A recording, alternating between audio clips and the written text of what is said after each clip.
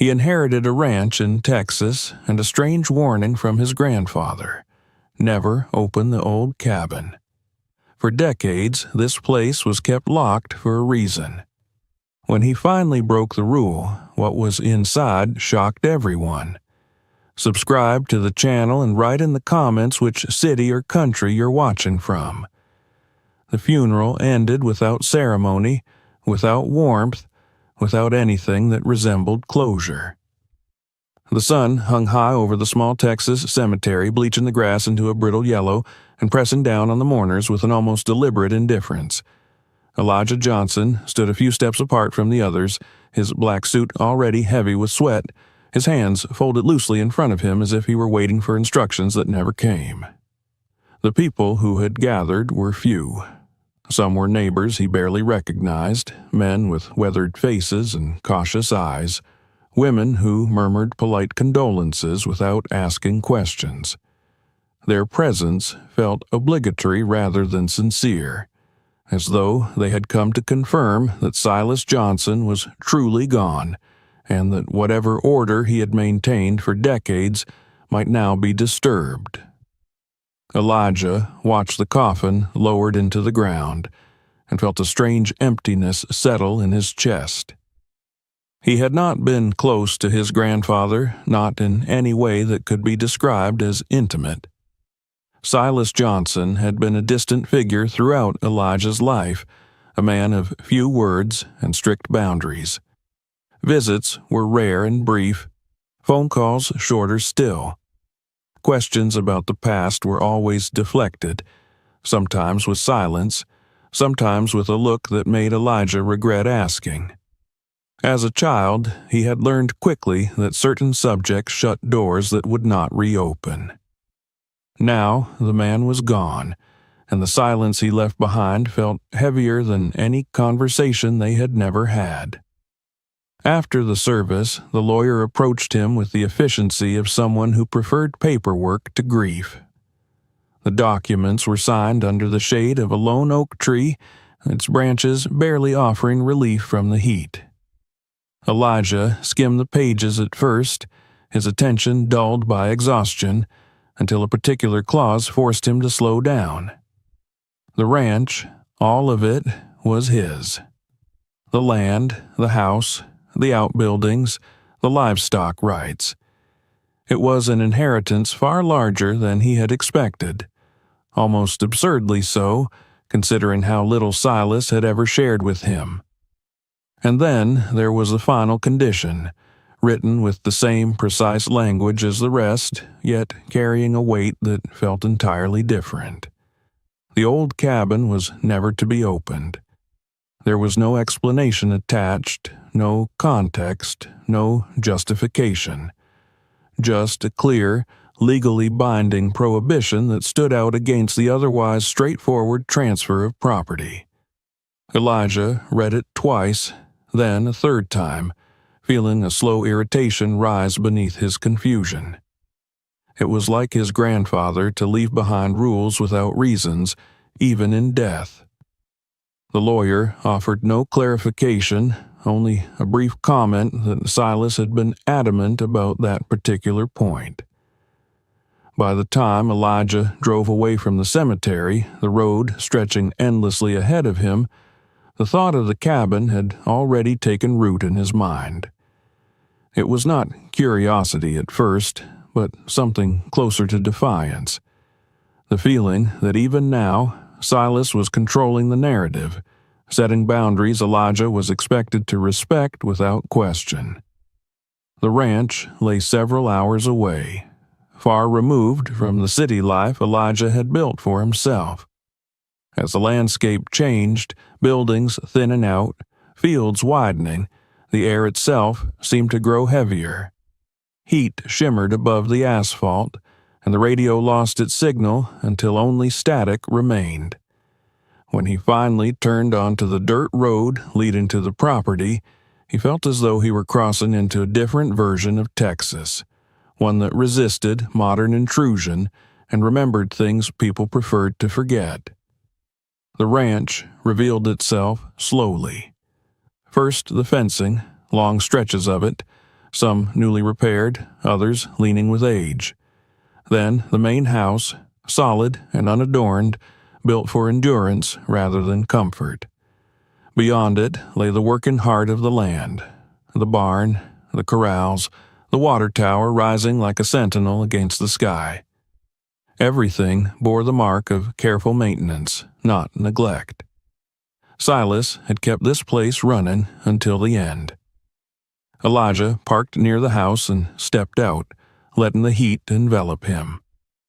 The land was vast, far larger than he had imagined, and the silence that surrounded it felt intentional, as though noise itself had been discouraged here. For a moment, he wondered why Silas had chosen to leave all of this to him, a grandson who had lived most of his life elsewhere, who had never shown much interest in ranching or land ownership. Inside the house, the air was stale but clean. The furniture was sparse, practical, arranged with purpose rather than comfort in mind. Nothing felt personal in the way Elijah expected. No family portraits on the walls, no clutter, no visible nostalgia. It was a house designed to function, not to remember. He moved through the rooms slowly, opening drawers, cabinets, closets. Everything was orderly. Too orderly. It was only when he reached the back of the house and looked out through a narrow window that he saw it. The cabin stood at a distance, partially hidden by overgrown brush and trees that had not been trimmed in decades. It was smaller than he had imagined, but something about its placement unsettled him. It did not belong to the working part of the ranch. It was not near the barn or the house. It sat apart, isolated, as though deliberately pushed to the margins of the land. A heavy chain wrapped around its door, the metal darkened by rust, the padlock thick and stubborn. A faded sign hung crookedly nearby, its lettering barely legible. Elijah felt a chill that had nothing to do with the heat. As he stood there, absorbing the sight, a memory surfaced uninvited. He had been a child, visiting the ranch once with his parents, and he remembered asking about a small building he had seen from a distance. Silas had stopped walking, turned slowly, and told him never to go near it. The tone of his voice had been calm, but the message unmistakable. That had been the end of the conversation. Now, decades later, the same warning echoed in Elijah's mind, reinforced by ink and legal language. The cabin was not just a structure, it was a boundary. That evening, as the sun dipped low and painted the land in deep oranges and reds, Elijah drove into the nearest town to buy supplies. The reactions he received were subtle but telling.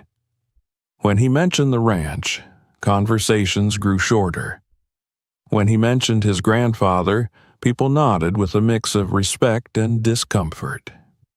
One man, an older mechanic, paused just long enough to say that Silas had been a man who minded his own business, and that it was wise to do the same. No one mentioned the cabin.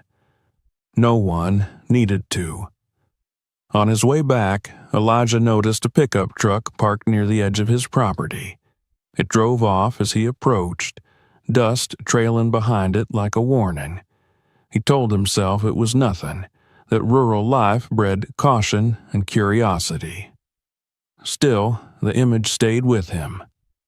That night, lying in the unfamiliar bed, Elijah listened to the sounds of the ranch. The wind moved through the trees with a low, constant murmur. Somewhere in the distance, an animal called out, then fell silent. The house creaked softly, settling around him like an old thing stretching its bones. Sleep came slowly, and when it did, it was restless. He dreamed of doors that refused to open, of hands reaching out from the dark, of his grandfather standing just beyond reach, watching without expression. When morning came, the heat returned immediately, relentless and unyielding. Elijah rose early and began exploring the house more thoroughly, determined to understand the life Silas had lived here. In a small study off the main room, he found boxes stacked neatly against the wall. Inside them were papers, notebooks, old photographs. Nothing dramatic at first glance. Receipts, handwritten notes, maps folded and refolded until the creases were soft. Then he found a photograph that made him stop. It showed his grandfather standing beside a group of black men and women, their faces serious, wary, yet calm. The setting was unmistakably the ranch, but the image had been taken near the cabin, its outline visible in the background. There were no names written on the back, no date, just an image frozen in time, carrying questions Elijah did not yet know how to ask. He set the photograph down carefully, a sense of unease settling over him. The cabin was no longer just a forbidden place. It was a thread woven through his grandfather's life, deliberately hidden, deliberately protected. As Elijah stood there, the weight of the inheritance pressed down on him. Not the land, not the house, but the silence. The kind of silence that existed not because there was nothing to say, but because saying it had once been dangerous. By the end of that first day, Elijah understood one thing with unsettling clarity. Whatever his grandfather had sealed away, it was not out of shame. It was out of fear. And fear, he knew, did not survive on its own. It survived because there were reasons to keep it alive. The cabin stood where it was, waiting. And Elijah felt, for the first time since the funeral, that his inheritance had already begun to demand something of him. Morning did not soften the ranch. It only revealed it more clearly, stripping away the illusions that dusk and night could offer. The heat arrived early, already pressing against the windows as if it had been waiting for Elijah to wake. Outside, the land lay in a wide, unforgiving stillness. Inside, the house carried the same restrained order he had noticed the day before, an order that now felt less like neatness and more like discipline.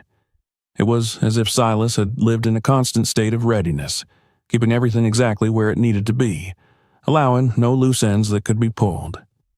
The photograph remained on Elijah's mind like a small weight that would not lift.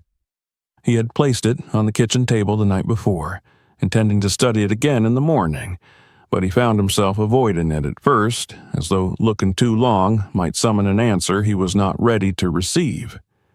Instead, he moved through the house with slow purpose, opening drawers, checking cabinets, turning over the kinds of objects most people never questioned. He told himself he was simply taking inventory, learning what he owned now. Yet, he knew that was not the truth. He was searching for the shape of his grandfather's hidden life, for some clue that would make the cabin's prohibition feel less like a command and more like something he could understand. The study was the natural place to begin. It was a small room with a plain desk and a chair that had been worn smooth where Silas's hands must have rested. A bookshelf held manuals on ranch work, old dictionaries, a few history books with cracked spines. Against the far wall sat several cardboard boxes, sealed with tape that had yellowed with age. Elijah pulled one closer, tore through the tape, and lifted the flaps. Inside were folders, notebooks, and envelopes arranged with a carefulness that did not match the plainness of the house. The first folder was unremarkable. Tax records, receipts for feed, property maintenance expenses. The second contained correspondence with county offices and suppliers. Elijah flipped through these quickly, his attention snagging only when he noticed that Silas had kept copies of everything, down to the smallest transaction. The habit seemed excessive, almost paranoid, but it also suggested a man who believed paperwork could be the difference between safety and ruin. In a third folder, Elijah found handwritten ledgers. The writing was neat, compact, consistent. Names were listed alongside dates and numbers, but not the names of cattle buyers or equipment vendors. These were unfamiliar, many reduced to initials. The numbers beside them were sometimes small, sometimes larger, and rarely explained. In one ledger, Elijah noticed that the same initials appeared in clusters around particular months, and the pattern did not match any seasonal ranch rhythm he understood. He turned the pages back and forth, looking for headings, categories, anything that would clarify. There were none, only the steady repetition of coded life. He opened another box. This one held envelopes, many without return addresses, some postmarked from towns across Texas and neighboring states. A few had no stamps at all, as if they had been delivered by hand. Inside were letters written on plain paper, their language careful, restrained. They spoke of gratitude without details, of prayers and blessings, of relief found after hardship. No one named the hardship directly, but it hung behind the words like a shadow. Elijah read one line twice, then again, because it struck him as too specific to be coincidence, a reference to the little house that kept the night away. Another letter mentioned your shelter and the path you showed us. He set the letters down and stared at his grandfather's desk as if Silas might still be sitting there, silently watching Elijah turn pages he had never meant for anyone else to see. Elijah forced himself to keep moving. In the bottom of the box were notebooks, each labeled with a single year, spanning decades. He opened one from the early 1960s and found entries that did not resemble a diary so much as a log. Short lines described supplies purchased, routes driven, distances measured. Some entries noted weather conditions with unusual precision. Others recorded times, down to the minute, when something happened. Many pages were filled with nothing but initials and arrows, as if Silas had drawn a map in shorthand. Elijah could feel the purpose behind it, the sense that this was not written for memory but for function. A man keeping track of movements. A man who needed to remember exactly when and where he had been. He found a folded county map tucked inside the notebook, its edges worn soft. Several locations were circled, and a thin pencil line ran between them like a thread. Elijah recognized some of the roads, but others no longer existed, replaced by newer routes or erased entirely. The line ended near the edge of the ranch property, close to the cabin. The house, he realized, was only half the story. Silas had lived outwardly as a rancher, but his real life might have been written into routes that avoided towns, into supply lists that included more blankets than one man could use, into letters that thanked him without saying for what.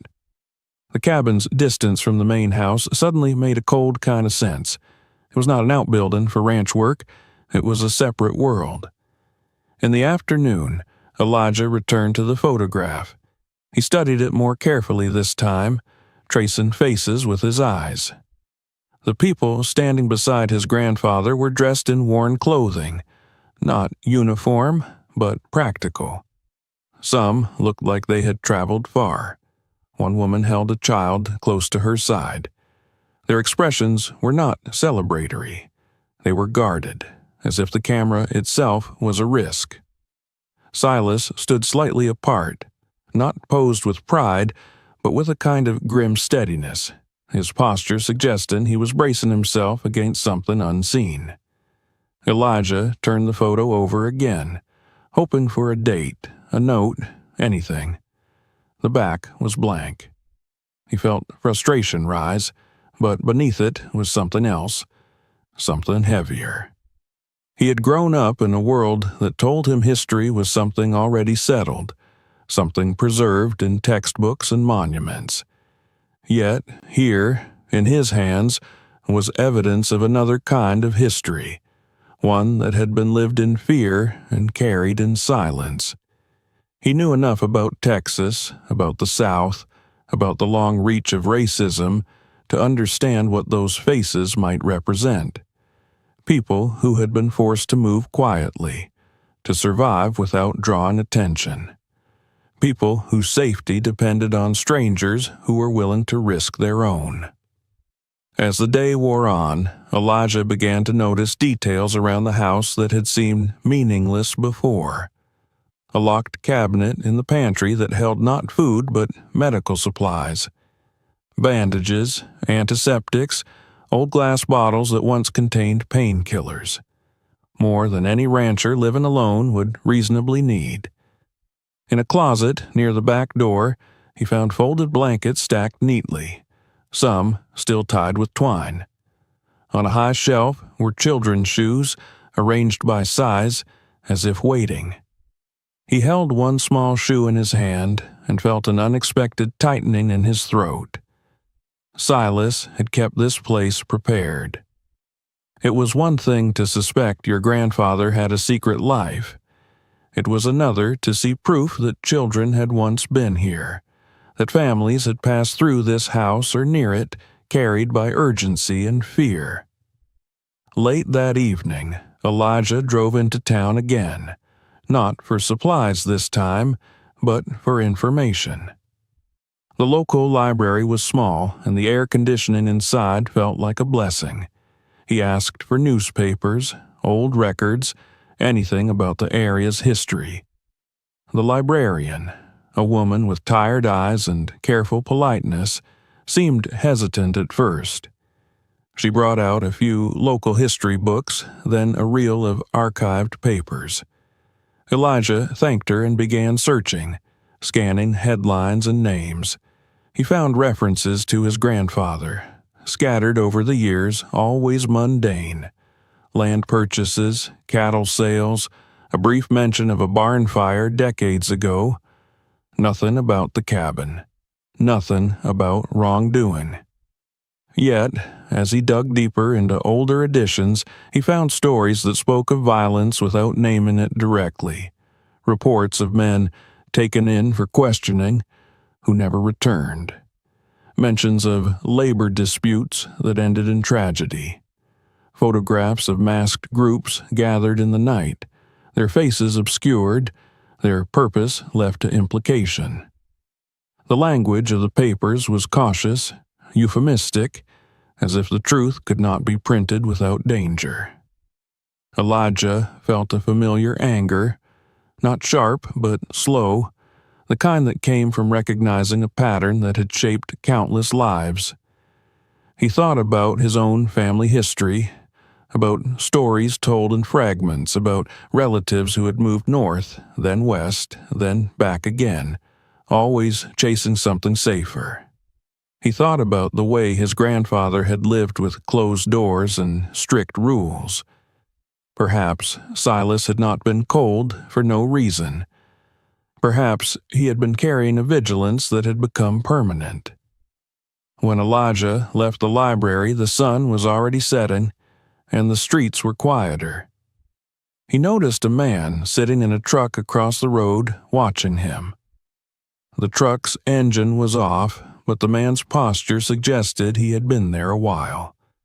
Elijah held the man's gaze for a moment, then looked away and kept walking.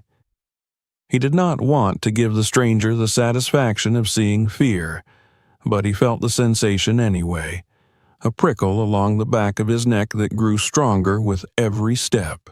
Driving back to the ranch, he caught the same truck behind him for several miles. It kept its distance, never closing in, never falling too far back. When Elijah turned onto the dirt road leading to his property, the truck slowed and continued straight. A coincidence, he told himself, but his hands remained tense on the steering wheel until the ranch gates were behind him. That night, he returned to the study and began sorting through the materials more systematically. He laid out the ledgers, the letters, the notebooks. He tried to piece together the puzzle as if it were a logical problem, something that could be solved by pattern recognition and persistence. And slowly, a picture emerged, not complete, but coherent enough to be frightening.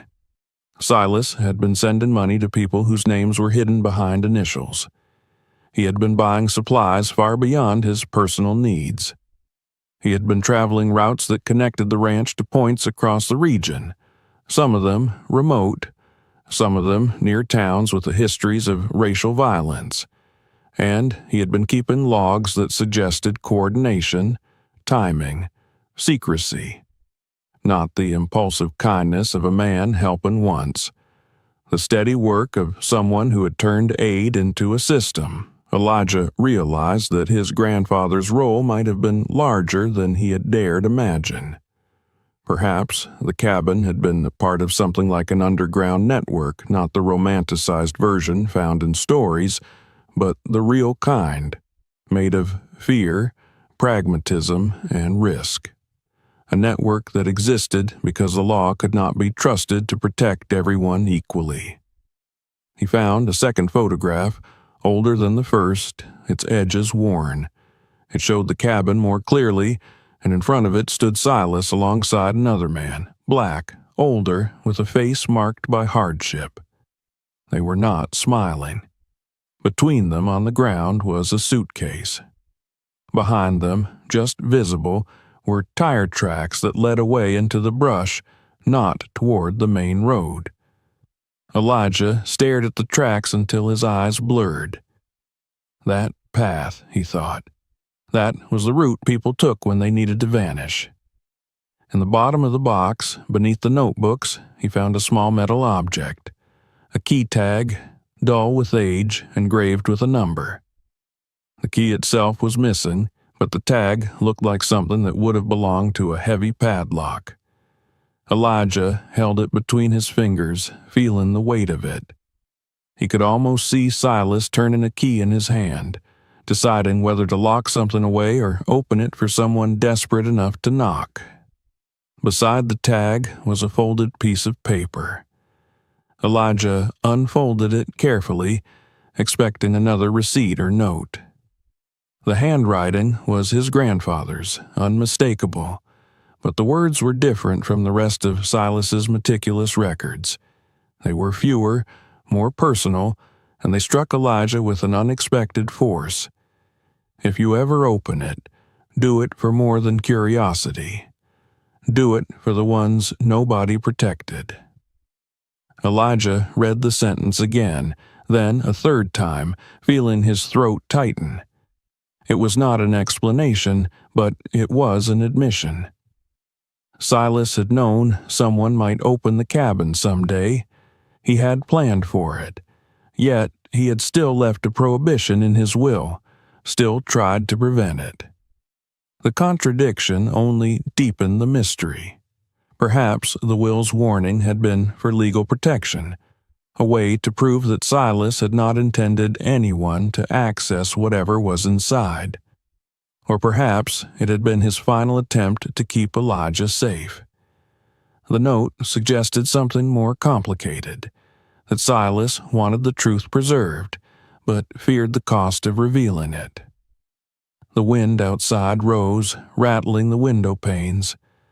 Elijah stood in the study and listened, imagining the cabin out there in the dark, chained and silent, carrying whatever his grandfather had locked away. The house suddenly felt less like an inheritance and more like a staging ground, as if he had stepped into a story that had been paused and was now resuming, with him as the unwilling continuation. When he finally went to bed, he did not sleep. His mind kept returning to the same images, the child's shoe in the closet, the guarded faces in the photograph, the careful logs that tracked movements like a man preparing for pursuit. And beneath all of it, the steady sense that he was being watched, not only by the memory of his grandfather, but by something living, something patient. Near midnight, he heard a vehicle on the road beyond the property line. The sound was distant but distinct, the slow crunch of tires on gravel. Elijah rose and moved quietly to the window. In the darkness, he saw headlights briefly sweep across the far fence before turning away. The vehicle did not enter, did not approach the house. It simply passed, lingering long enough to be noticed. A reminder, he thought, a signal that whoever was out there knew he was here, knew he was looking. Elijah stepped back from the window and returned to the study where the photograph still lay on the table. He stared at his grandfather's face, at the hardness in Silas's jaw, at the way his eyes seemed to look past the camera as if watching for danger. Elijah had inherited the ranch, yes, but he was beginning to understand that he had inherited something else as well, something far heavier than land or buildings.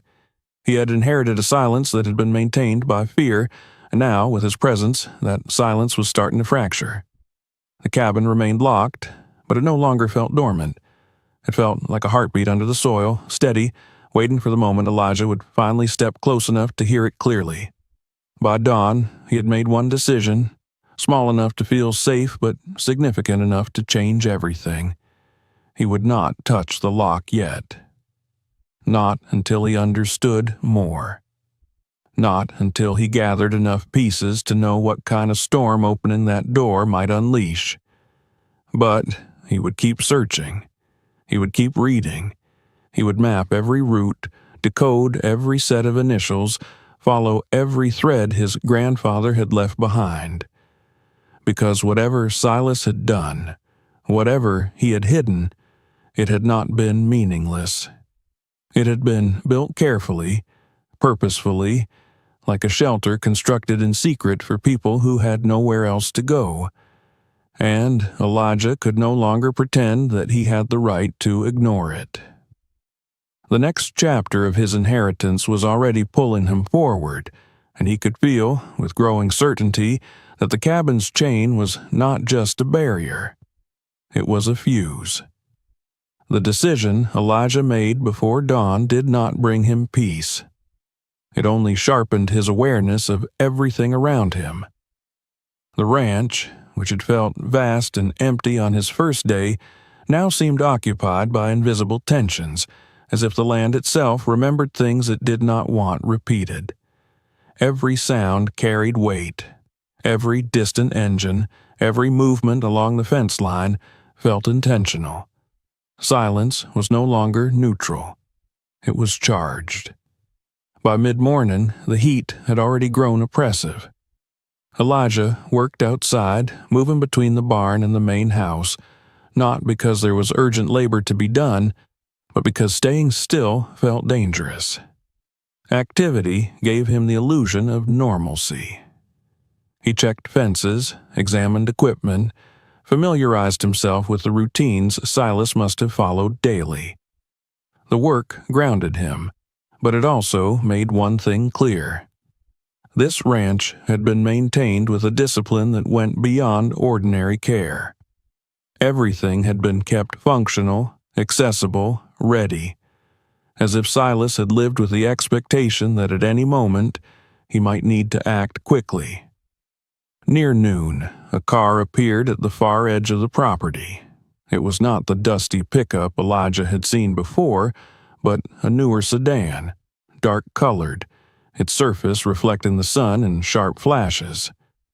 It slowed near the gate, but did not enter. Instead, it stopped, waited, and after several minutes drove forward at an unhurried pace. Elijah watched from a distance, his posture neutral, his expression unreadable. The car pulled up near the main drive, and a man stepped out. He was dressed casually, but expensively, the kind of casual that came from confidence rather than comfort. His boots were clean, his shirt crisp.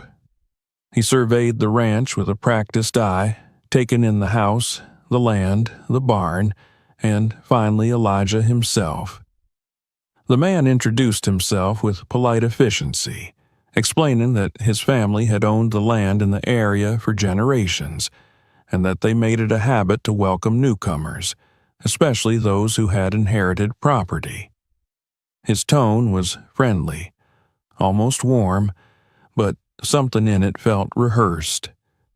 Elijah noticed how the man never quite turned his back on the cabin's direction, even though it was barely visible from where they stood. The conversation remained superficial at first. Condolences for Silas's passing, comments about the weather, observations about how much work it took to keep a place like this running. Then, gradually, the man's words began to carry weight beneath their surface. He spoke of stability, of tradition, of how certain arrangements had kept the county prosperous and peaceful for decades. He praised Silas as a man who understood the value of discretion, who had known when to focus on his own land and not get involved in matters beyond it. The implication was clear, even without being stated directly. Silas had survived because he knew when to stay quiet. When the man finally mentioned the possibility of selling the ranch, he did so lightly, as if it were merely an option worth considering. There were investors, he said, people with resources who appreciated land without complications, people who preferred clean histories, uncomplicated ownership. Elijah listened without responding, his mind already racing ahead to what this visit truly represented. This was not a neighbor checking in. This was a test. Elijah declined politely, stating that he had only just arrived and needed time to understand what he had inherited. The man smiled, nodded, and did not press the issue. But before leaving, he offered one final observation, delivered casually, almost kindly. Silas, he said, had lived a long life because he respected certain boundaries. It would be wise for Elijah to do the same. After the car drove away, Elijah remained where he was, staring at the empty stretch of road. The encounter left no bruises, no threats that could be reported or confronted, yet its message was unmistakable. Silence had a price, but so did breaking it. And the people who benefited from that silence were very much still alive. That afternoon, Elijah drove into town again, compelled by the need to understand just how deep the pressure ran. He visited the county records office under the pretense of confirming property lines and historical easements. The clerk assisting him was efficient but guarded. When Elijah mentioned his grandfather's name, the woman paused for just a fraction of a second before continuing, her voice unchanged. It was a small hesitation, but Elijah noticed it. He noticed everything now. He asked about old disputes, land conflicts, anything unusual tied to the ranch. The answers were vague, non-committal. Records had been lost, the clerk said. Fires, floods, misfiling, nothing out of the ordinary. Elijah thanked her and left, but the pattern was becoming impossible to ignore. The absence of information was itself a form of evidence. Outside the building, he encountered an older man sitting on a bench in the shade, his posture relaxed, his eyes sharp. The man recognized Elijah immediately. He did not introduce himself. He simply commented that Silas Johnson had been a man who kept to himself, and that it was a good quality in a place like this. His words were not unkind, but they carried the weight of lived experience. Elijah sensed that this man knew more than he was saying, but also that he would never say it openly. Driving back to the ranch, Elijah reflected on how efficiently silence had been enforced here. It did not require constant threats or overt violence. It relied on reputation, on economic dependence, on the quiet understanding that certain questions disrupted more than they resolved. People learned early which stories were safe to tell and which ones were not. As evening approached, Elijah returned to the materials he had collected. He spread the notebooks and letters across the dining table, attempting to impose order on chaos. He began cross-referencing names, initials, and dates, building timelines that stretched across decades. Patterns emerged. Periods of increased activity corresponded with known spikes in racial violence elsewhere in the state. Supply purchases surged after certain incidents reported in distant newspapers. Silas had been responding to events, adjusting his actions to the rhythms of danger beyond the ranch. Elijah felt the growing weight of responsibility press against him. This was not a story about one man helping a handful of people. It was about sustained resistance carried out quietly, deliberately, in a place where being discovered could have meant death. The realization reframed the prohibition in the will. Silas had not been trying to bury the truth forever. He had been trying to delay its explosion. The sense of being watched intensified that night. Elijah noticed headlights pass the property more than once. At one point, he heard voices near the fence line, low and indistinct, followed by the sound of footsteps moving away. He did not investigate. He knew better. Observation was part of the pressure, a reminder that he was not alone in deciding the ranch's future. Unable to sleep, Elijah walked the perimeter of the house, staying within the faint glow of the porch light. From there, the cabin was barely visible, its outline swallowed by darkness. Yet, he could not stop thinking about it. He imagined Silas standing in the same spot years earlier, listening for the same sounds, weighing the same risks. The cabin had not only sheltered people fleeing violence, it had also sheltered Silas himself, giving him a purpose strong enough to withstand fear. By morning, Elijah understood something that shifted his perspective entirely. The prohibition in the will was not an attempt to control him from beyond the grave. It was a warning meant to buy time. Time to grow stronger. Time to learn. Time to decide whether he was willing to accept the cost of truth. That cost became clearer as the days passed. Small inconveniences multiplied. A delivery was delayed without explanation. A contractor canceled a scheduled visit. Calls went unanswered. None of it was dramatic enough to confront, but together it formed a tightening net. Elijah recognized the tactic from stories passed down through his own family. Pressure applied slowly, persistently, until resistance felt futile. It was during this period that Elijah met someone who would alter the course of his understanding. The encounter happened almost by accident, at a small roadside diner on the edge of town. He noticed an elderly man watching him with quiet attention. After a long moment, the man approached and asked if Elijah was Silas Johnson's grandson. His voice carried no threat, only curiosity tempered by caution. They sat together, not speaking much at first. Eventually, the man shared that he had been a young boy when his family passed through the ranch many years ago. He did not provide details, but his eyes held gratitude and something like grief. He spoke of a place where his family had been safe for a single night, a place they never spoke of again because safety depended on forgetting. He confirmed what Elijah had begun to suspect. Silas had helped many, and those who survived carried that debt quietly, afraid that acknowledging it might undo what had been achieved. The man warned Elijah gently.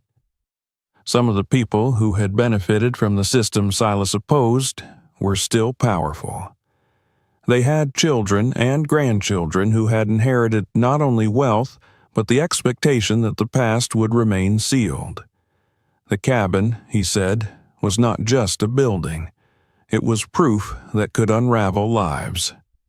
When Elijah returned to the ranch that evening, the sun setting in a blaze of red and gold, He felt the full weight of the decision forming inside him.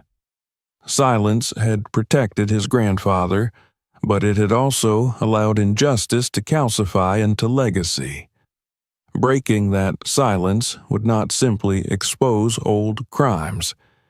It would challenge the foundation upon which the present had been built. Standing on the porch, Elijah looked out across the land that now belonged to him. The fences, the fields, the distant trees hiding the cabin. Everything appeared unchanged, yet he knew that the balance had already shifted. The people watching him sensed it too. They felt the instability of a story no longer fully controlled. Elijah did not move toward the cabin that night. He did not touch the chain or test the lock. Instead, he returned to the house and continued his work, copying documents, securing backups, mapping routes. Preparation became his shield. Knowledge became his defense. The price of silence was no longer abstract. It was visible in every cautious glance, every unspoken warning, every attempt to steer him away from the truth. And as Elijah stood at the edge of that silence, he understood that whatever lay beyond it would demand more than curiosity or courage. It would demand commitment. By the time he finally lay down to sleep, the decision he had been circling for days had crystallized. He would open the cabin, but not yet. Not until he was ready to face not only what his grandfather had hidden, but the people who had spent their lives making sure it stayed hidden. The next step would be deliberate, and once taken, there would be no turning back. Elijah chose the night with care. He waited not for courage, because courage had already taken root inside him, but for quiet. The kind of quiet that was not empty, but thin. The kind that could tear if handled roughly. For several evenings in a row, he observed the rhythms around the ranch, noting when vehicles passed the road, when lights appeared and disappeared at the far edges of the property, when the land seemed most abandoned by watching eyes. What he learned unsettled him. The surveillance was not constant, but it was patterned. Whoever was paying attention did not need to see everything. They only needed to know when something changed. On the fourth night, the heat lingered long after sunset, clinging to the air like a living thing. The moon rose late and pale, offering just enough light to turn the land into a landscape of silver shadows. Elijah waited until the house had settled, until the sounds of insects had grown steady and unremarkable. He moved slowly, deliberately, carrying only what he needed. A flashlight wrapped in cloth to dim its beam. Tools chosen for silence rather than speed. The old key tag rested in his pocket, cold against his palm. The path to the cabin was not direct. Elijah avoided the open ground, following the tree line instead, letting the brush shield him from any distant view. Each step felt heavier than the last, not because of fear, but because of awareness. This was no longer an act of discovery. It was a crossing. With every yard he covered, he felt himself moving farther from the life he had known and deeper into something that had been waiting for him long before Silas died. The cabin emerged gradually from the darkness. Its shape was smaller than the house, but it carried a presence the house never had. The wood was weathered, the roof sagging slightly under the weight of years, yet it stood intact, stubborn, preserved by neglect and intention alike. The chain glinted faintly in the moonlight, wrapped tight around the door. The padlock was thick, its surface rough with rust but unbroken. It had not been meant to fail. Elijah paused a few steps away. For a moment, he did nothing. He stood there and listened, not just to the night, but to the echo of everything that had led him to this point. His grandfather's silence, the letters of gratitude without names, the faces in the photographs, the warnings delivered with smiles, the pressure that had tightened around him like a closing hand. He understood now that the cabin was not a secret out of shame.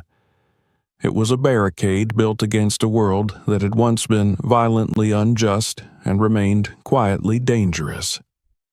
When he finally stepped forward, it was with a sense of resolve that felt almost calm. The chain resisted at first, groaning softly as Elijah worked the bolt cutters into place. He moved slowly, applying pressure in careful increments, mindful of sound. The metal gave way with a muted snap that seemed impossibly loud in the stillness. Elijah froze, listening for movement, for engines, for voices. There was nothing. The night absorbed the sound and kept it. The padlock was next. This took longer. The mechanism inside had fused over time, strengthened by rust rather than weakened. Elijah's hands ached as he worked, sweat tracing lines down his back despite the darkness. When the lock finally yielded, it did so reluctantly, releasing with a dull click that felt like a verdict. The door creaked as he pushed it open, the sound low and long, as though the cabin itself were exhaling after decades of holding its breath. The air inside was stale, thick with the scent of old wood, dust, and something else beneath it. Something human. Not decay, but presence. The flashlight beam cut through the darkness, revealing a single room preserved in a way that made Elijah stop just inside the doorway. This was not abandonment. This was suspension. A wooden table stood near the center, its surface covered with neatly stacked papers weighted down by stones. Shelves lined one wall, holding jars, folded cloth, and tools arranged with care. Against another wall were several metal filing cabinets, their drawers closed, their surfaces dulled by time. On a hook near the door hung a coat, its fabric stiff with age, as though its owner might return at any moment. Elijah stepped inside and closed the door behind him, more to steady himself than to hide his presence. The beam of the flashlight moved slowly, revealing more details with each pass. Blankets folded tightly, an old kerosene lamp, a basin and pitcher, clean, unused for years but ready.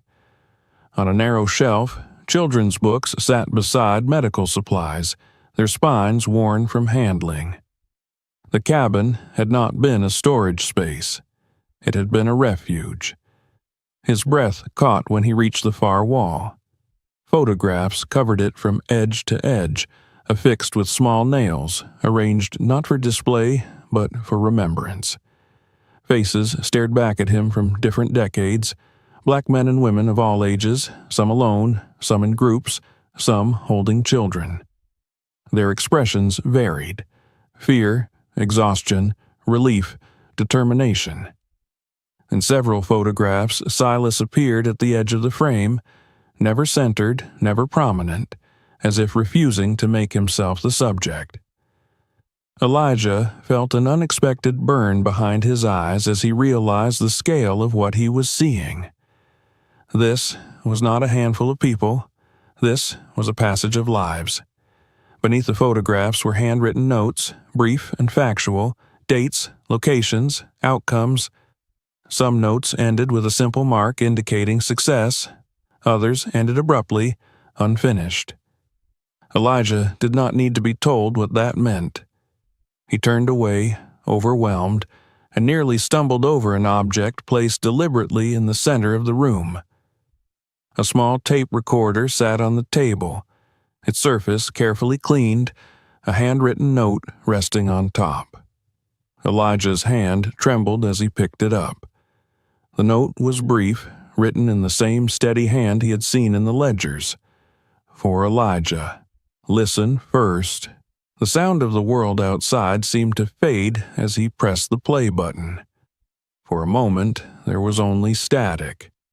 Then Silas's voice filled the cabin, younger, stronger than Elijah remembered, but unmistakable.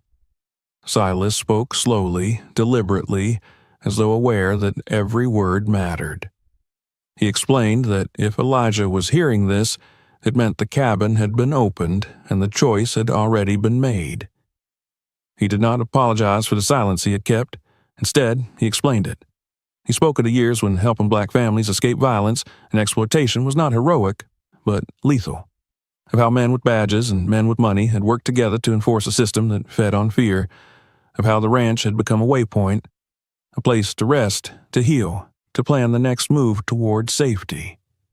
Silas admitted that he had not been able to save everyone. His voice tightened when he spoke of names Elijah recognized from the unfinished notes on the wall. He described the guilt that had followed him through every year of his life, the knowledge that doing some good did not erase the harm he could not prevent. He explained why he had sealed the cabin, not because he wanted the truth buried, but because he wanted it preserved until someone strong enough to carry it could emerge. As the recording continued, Elijah noticed something shift in the air. A faint sound from outside, footsteps brushing against dry grass. He lowered the volume instinctively, his pulse quickening. Silas's voice continued, describing how the most dangerous evidence was hidden behind a false section of the wall near the window. Financial records, correspondence, proof that the persecution of black families had been profitable, not accidental. Names of men whose descendants still held power. A beam of light swept briefly across the cabin window. Elijah's body went rigid. He killed the flashlight and moved quietly toward the wall Silas had mentioned, guided now by memory rather than sight. His fingers found the irregularity in the wood, the slight give of a board that had been placed, not nailed. He pressed carefully, and the panel slid inward with a muted scrape. Behind it was a hollow space, packed tightly with folders, metal boxes, and another recorder sealed in oilcloth.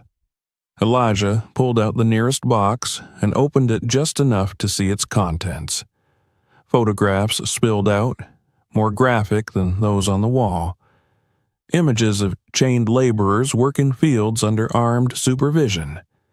Copies of contracts and payments detailing transactions that reduced human lives to line items. Reports marked confidential, stamped and signed. The truth was no longer abstract. It was tangible, heavy, undeniable. The sound outside grew louder, voices now low and urgent. Elijah's time was running out. He gathered what he could carry, prioritizing the most damning evidence, the items Silas had clearly marked for discovery. As he worked, the cabin door shook violently. Someone tested the handle. Another voice cursed softly. The recording continued to play at low volume, Silas's voice steady even as the danger he described mirrored the danger Elijah now faced. Silas warned him that the people responsible would not hesitate to protect their legacy. That silence had been their greatest ally. That once broken, they would respond with force. The door burst inward. Light flooded the cabin as flashlights cut through the darkness. Armed men poured inside, their movements sharp, practiced. Elijah turned to face them, documents clutched in his hands, his heart pounding but his mind strangely clear. At the center of them stood a man Elijah recognized immediately from the earlier visit. The politeness was gone from his face now, replaced by something cold and hard.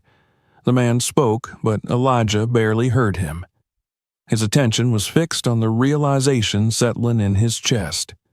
The cabin had not just been opened, it had been activated.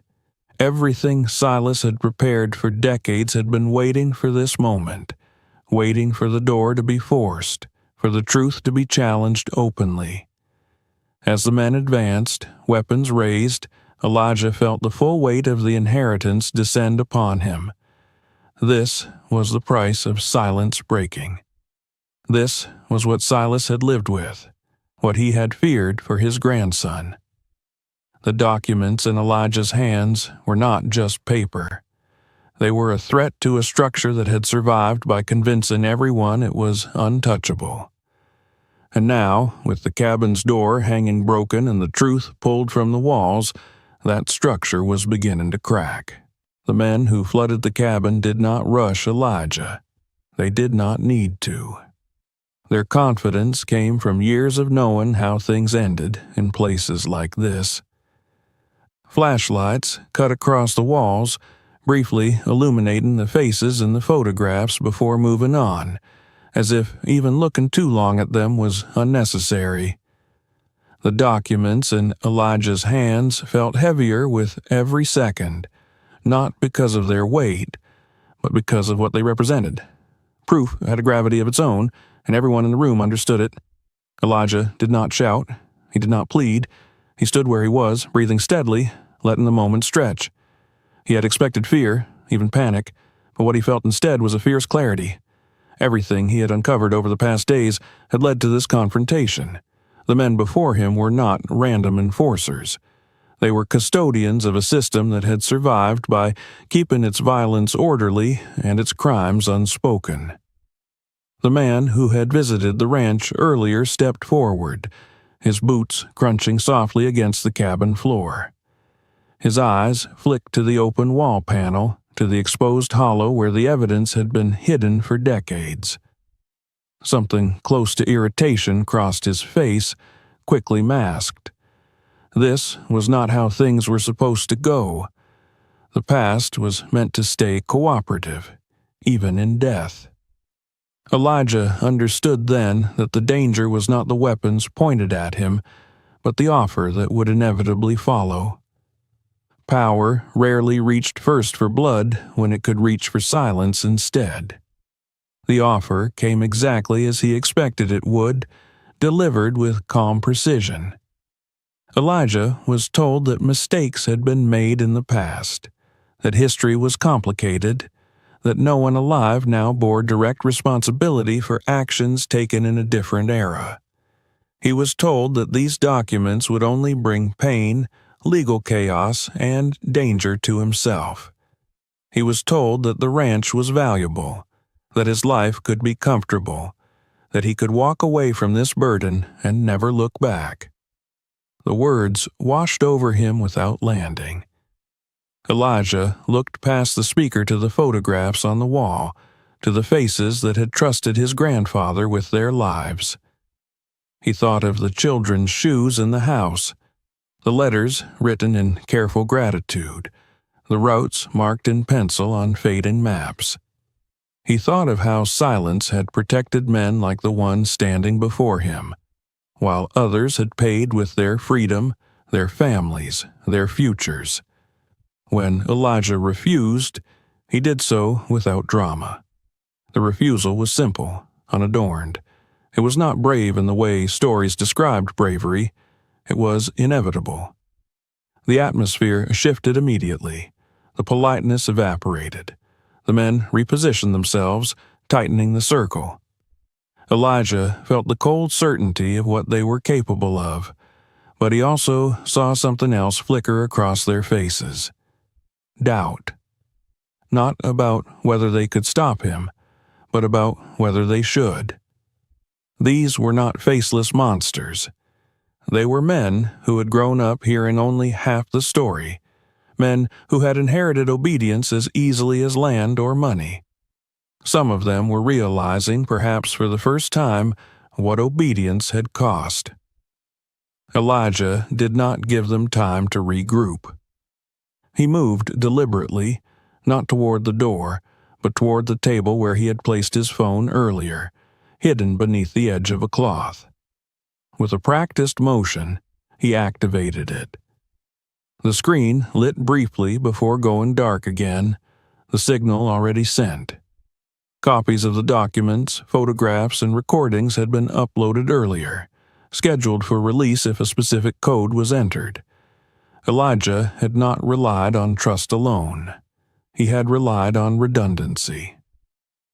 The realization struck the man in charge almost instantly. His expression hardened, not with anger, but with calculation.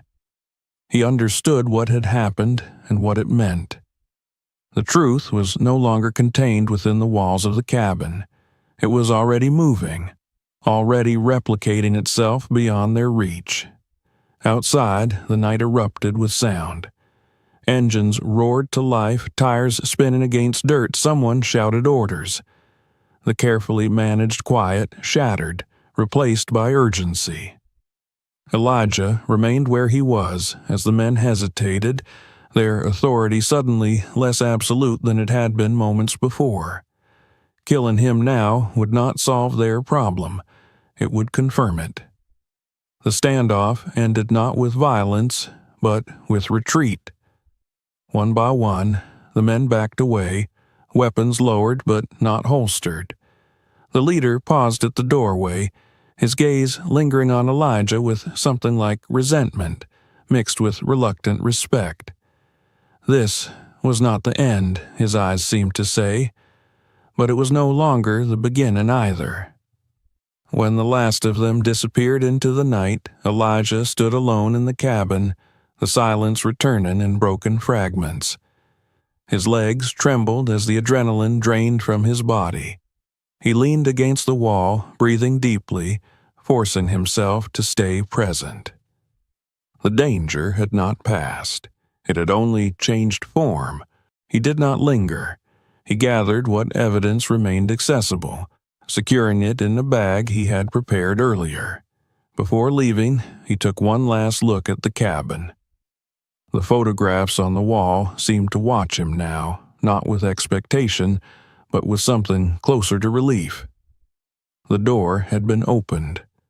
The truth had been taken out into the world. Whatever happened next, it would not return to the shadows easily. The following days blurred together in a relentless surge of activity. Elijah did not stay at the ranch. He left before dawn, taking back roads, changing routes, trusting no single pattern. He met with people he had contacted in advance, individuals and organizations equipped to handle what he carried, civil rights attorneys, investigative journalists, archivists who understood how to preserve evidence without exposing it to manipulation. Each meeting stripped away another layer of isolation. Elijah realized that while silence had once been enforced locally, truth gained strength as it spread. The response was immediate and fierce. Legal threats arrived first, delivered through official channels with impressive speed. Accusations of trespassing, of document theft, of defamation. Elijah's name appeared in local editorials framed as that of a reckless outsider attempting to rewrite history for personal gain. Anonymous voices online questioned his motives, his mental state, his integrity. The pattern was familiar, almost comforting in its predictability. This was how systems defended themselves when they could no longer rely on secrecy alone. More unsettling were the indirect pressures. Bank accounts flagged for review, insurance complications. Friends advised him to be careful, to consider his safety. Some of those friends stopped calling altogether. The cost of standing in the open became tangible very quickly. Yet, alongside the backlash came something Elijah had not fully anticipated. Messages from people whose lives bore the quiet scars of the past his grandfather had fought against. Descendants of families who had fled the region. Elderly men and women who remembered whispers of a ranch where people vanished in a good way, not the other kind. Their stories filled in gaps Elijah had not known existed. Each message reinforced the truth of what he had uncovered and expanded its scope beyond the boundaries of his own understanding. As investigations began to take shape, Elijah found himself drawn deeper into the machinery of accountability. He provided statements, clarified timelines, authenticated documents. Experts confirmed the material's age and legitimacy. Financial analysts traced the flow of money from obscure contracts and labor arrangements to fortunes that now appeared untouchable. The myth of isolated wrongdoing dissolved under the weight of evidence, replaced by a clear picture of systemic abuse sustained by profit and silence. The ranch itself became a focal point. Authorities requested access. Historians documented the site. The cabin was sealed again, this time not by fear, but by process. Elijah returned briefly under escort, walking through the space with a sense of distance that surprised him. The cabin no longer felt like a threat. It felt like a witness. Threats did not stop, but they changed. They became quieter, more cautious. Elijah sensed that those who had once relied on intimidation were now calculating outcomes, consulting lawyers, reassessing alliances. Power, when exposed, did not disappear. It adapted. Elijah understood this and refused to mistake momentum for victory. At night, when exhaustion finally overtook him, Elijah thought of his grandfather. He imagined Silas making similar calculations in a far more hostile time, without the protections of modern scrutiny or external support. The comparison humbled him. Elijah was not braver than Silas. He was simply living in a moment where courage had a different shape. The truth, once released, proved difficult to contain. Media coverage expanded beyond the region. Questions were asked publicly that had never been permitted before. Institutions issued statements heavy with regret and light on accountability. Yet, beneath the surface, real consequences began to form. Investigations widened. Subpoenas followed. Names once spoken with deference were spoken now with scrutiny. Elijah did not allow himself to believe it was over. He knew that dismantling a legacy built on exploitation would take time, patience, and resilience. But as he stood one evening at the edge of the ranch, watching the sun sink low over the land, he felt something shift inside him. The fear that had shadowed his steps since his arrival had not vanished, but it no longer ruled him. Silence had been a tool. Now, truth had become one as well. And Elijah understood that the battle ahead was no longer about revealing the past. It was about ensuring the future could not pretend it had never existed. The moment the investigation became official, the ranch ceased to belong solely to Elijah. It transformed into a place of convergence, where the weight of history pressed against the machinery of the present. Vehicles arrived in measured succession, not hurried, not dramatic, but deliberate. Federal agents, state investigators, archivists, and legal representatives moved through the land with a careful respect that contrasted sharply with the men who had stormed the cabin nights before. This time, authority did not arrive to intimidate. It arrived to record, to measure, to preserve. Elijah watched from a distance as evidence markers were placed around the cabin, as the false wall he had opened was examined and documented, as boxes he had once carried alone were now handled with gloves and catalog numbers. The process was slow and methodical, and for the first time since his grandfather's death, Elijah felt a strange sense of calm. The truth was no longer something he had to carry by himself. It had entered a system designed, at least in theory, to hold it. Experts confirmed what Elijah already knew in his bones. The documents were authentic. The photographs matched known locations and timelines. Financial records revealed patterns of payment that aligned with periods of forced labor disguised as legal arrangements. Names emerged, some familiar, some newly exposed, all connected by the same invisible thread. What had once been dismissed as rumor or coincidence now formed a structure too solid to ignore. News traveled faster than the investigations could. Local reaction came first, raw and divided. Some residents gathered in quiet anger, insisting that the past was being dragged into the present unfairly. Others spoke in hushed tones about things they had seen or heard, but never dared to repeat. The town seemed to split along an old fault line that had always been there, hidden beneath generations of politeness and avoidance. Elijah felt the tension whenever he ventured beyond the ranch, eyes following him in grocery stores, conversations halting when he entered a room. Then the story broke beyond the county. Statewide outlets picked it up, followed by national attention.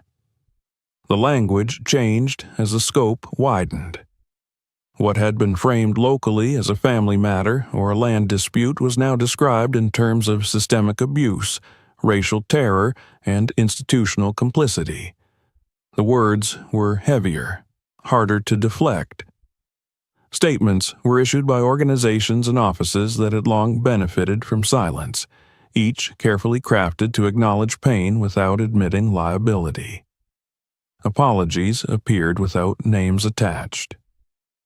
Elijah learned quickly that truth did not arrive alone. It brought chaos in its wake.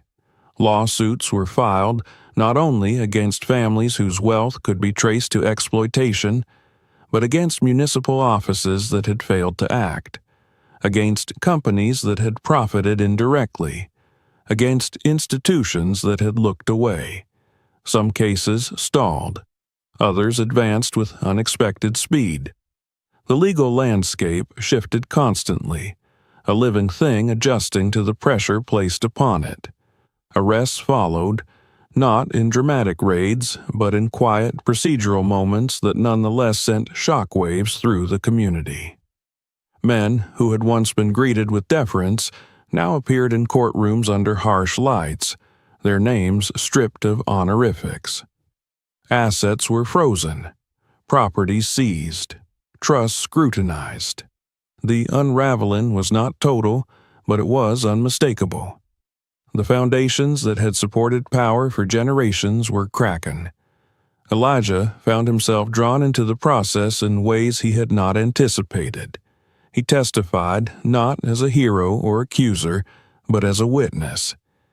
He spoke of what he had found, of how it had been preserved, of the care with which his grandfather had hidden and protected it. He was asked about Silas, about his motivations, about whether he had ever spoken openly of his actions. Elijah answered honestly, describing a man who had lived with vigilance rather than pride, who had chosen restraint as a means of survival.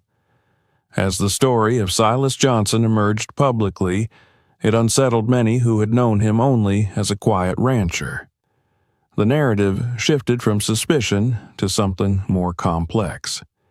He was not portrayed as flawless or fearless. He was depicted as a man who had acted within severe constraints, who had made compromises and lived with their consequences. The nuance mattered to Elijah. It honored the reality of a life lived under threat, not the myth of a savior untouched by fear. The backlash did not disappear. It evolved. Elijah received messages accusing him of betrayal, of exaggeration, of exploiting history for personal gain. Some came anonymously. Others bore real names, people whose families were now under scrutiny. Elijah read none of them closely. He understood that anger was a predictable response when comfort was disturbed. What surprised him were the messages that came quietly, often late at night, from people who simply said thank you. People who had lost relatives without explanation. People who had been told their entire lives that their pain was exaggerated, that their memories were unreliable. The ranch itself became a site of reckoning. Historians documented it thoroughly, mapping routes, preserving structures, collecting oral histories from those willing to speak. The cabin, once a place of refuge and secrecy, was now treated as a crime scene and a historical artifact simultaneously. Elijah stood inside it one final time before it was sealed for preservation. The photographs still lining the walls, the silence now heavy with acknowledgement rather than fear. He felt a complicated grief settle over him. Not just for his grandfather, but for the years Silas had spent carrying this burden alone.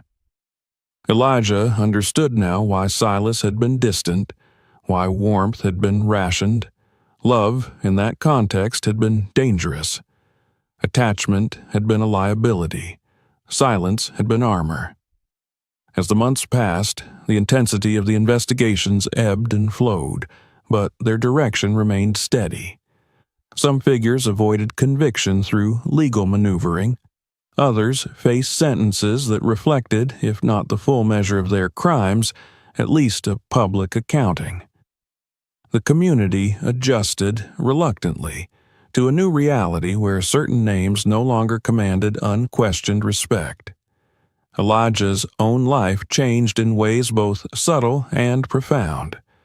He was no longer anonymous. His presence carried meaning whether he wanted it to or not. Invitations arrived alongside warnings. Support arrived alongside isolation. He learned to navigate this new existence with the same deliberation his grandfather had once employed, though under very different circumstances. One evening, as Elijah walked the perimeter of the ranch at dusk, he felt the land differently. It no longer seemed to press inward, no longer watched him with quiet hostility. The air felt lighter, though the heat remained. The silence, too, had changed. It was no longer a tool used to erase. It had become a pause, a space where voices could finally emerge. Elijah stopped near the cabin, now secured behind barriers and notices marking it as protected. He placed his hand against the weathered wood and closed his eyes. For a moment, he imagined all the people who had passed through this place, carrying fear, hope, exhaustion. He imagined his grandfather watching them leave, knowing that survival often meant never being seen again. The fall of silence did not restore what had been taken. It did not undo suffering or resurrect the dead, but it did something quieter and perhaps more enduring. It disrupted the lie that nothing had happened. It replaced absence with record, denial with documentation. As Elijah stood there, he understood that the story was no longer about exposure alone. It was about what followed, about how truth was held, taught, and transformed into action. The past had been forced into the open. The future now demanded a response. He turned back toward the house as the last light faded from the sky, already sensing that the final chapter of his inheritance had yet to be written. Time did not close the wounds the truth had opened, but it reshaped how they were carried. Months passed, measured not by seasons alone, but by court dates, archival releases, and the slow rhythm of institutions learning to move in directions they had long resisted. The ranch settled into a new role, no longer a private inheritance defined by silence, but a place where memory gathered and refused to disperse. Elijah remained there through it all, not out of stubbornness or defiance, but because leaving would have felt like repeating an old pattern.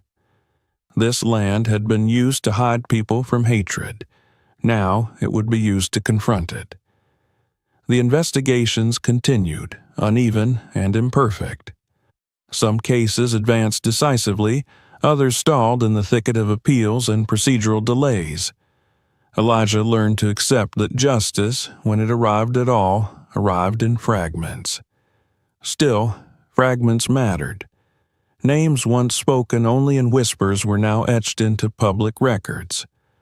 Transactions that had passed unnoticed for decades were mapped and traced, revealing networks of profit built on coercion and erasure. For many families, it was not the verdicts that mattered most, but the acknowledgement.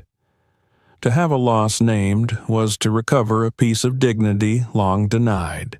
Elijah's life reorganized itself around the work that followed revelation. He spent long hours with archivists and historians, ensuring that documents were preserved without distortion. He met with descendants of those who had passed through the ranch, listening more than he spoke, understanding that the story was no longer his to narrate alone. Each meeting added texture to what had once seemed abstract. Lives unfolded before him in all their complexity, shaped by fear and resilience in equal measure. The idea of a foundation emerged not as a grand plan, but as a necessity. It began with a question Elijah could not escape. What did it mean to inherit a legacy that had been built on protection rather than possession? Silas had not hoarded land or wealth to assert dominance. He had used what he had to create space where others could breathe. To honor that, Elijah realized, required more than remembrance. It required continuity. The foundation took shape slowly, with care taken at every step. Elijah resisted the urge to act hastily, mindful of how easily good intentions could be undermined by poor structure. He assembled a small board made up of legal advocates, educators, historians, and representatives from families directly affected by the past. Decisions were debated thoroughly. Transparency was non-negotiable. The goal was not to replace one gatekeeper with another, but to build something that could not be quietly redirected or absorbed by convenience. Its mission reflected the lessons Elijah had learned on the ranch. Legal assistance formed its backbone, providing resources to individuals and families navigating the aftershocks of systemic discrimination. Education followed, not as a vague promise, but as concrete opportunity, scholarships tied to mentorship, programs that connected historical truth to present realities. Medical and psychological support addressed wounds that records alone could not heal. Trauma had a way of passing itself down, and confronting it required more than documentation. A center of memory became the foundation's heart. The cabin, preserved with care, stood not as a monument to fear but as a testament to shelter. Portions of it were made accessible under guided conditions, the photographs contextualized, the records explained without spectacle. The aim was not to shock, but to teach, to show how ordinary places could become extraordinary when someone chose to act. The ranch itself changed in subtle ways. Paths were cleared, not to erase the past, but to invite people into it safely. Gathering spaces emerged near the main house, simple structures designed for conversation and learning rather than ceremony. Each addition was made with restraint, guided by the understanding that the land had already held enough weight. It did not need embellishment. Elijah remained deeply involved, but he was careful not to position himself at the center. He had learned from Silas's example that leadership rooted in humility endured longer than leadership driven by recognition. When asked to speak publicly, he did so sparingly, always redirecting attention to the people whose lives the story truly belonged to. The foundation's work gained credibility not through publicity, but through consistency. There were difficult moments. Funding ebbed and flowed, sometimes threatened by political shifts or public fatigue. Critics questioned motives, accused the foundation of reopening wounds better left alone. Elijah listened to these criticisms without dismissing them outright. He knew that memory could be painful, but he also knew that untreated pain did not disappear. It calcified. On evenings when exhaustion settled deep into his bones, Elijah walked the land as he had during those first uncertain days. The ranch no longer felt like a place under siege. The silence that once pressed inward now stretched outward, making room for voices, for footsteps, for the ordinary noise of people existing without fear of discovery. He found comfort in those sounds, in the knowledge that the land was finally being used in the open. One evening, as the sky burned low with color, Elijah stood near the cabin and thought of his grandfather with a clarity he had not known before. Silas had lived his life constrained by the need to protect others and himself from a world that punished deviation. His distance, his reserve, his rules all took on new meaning.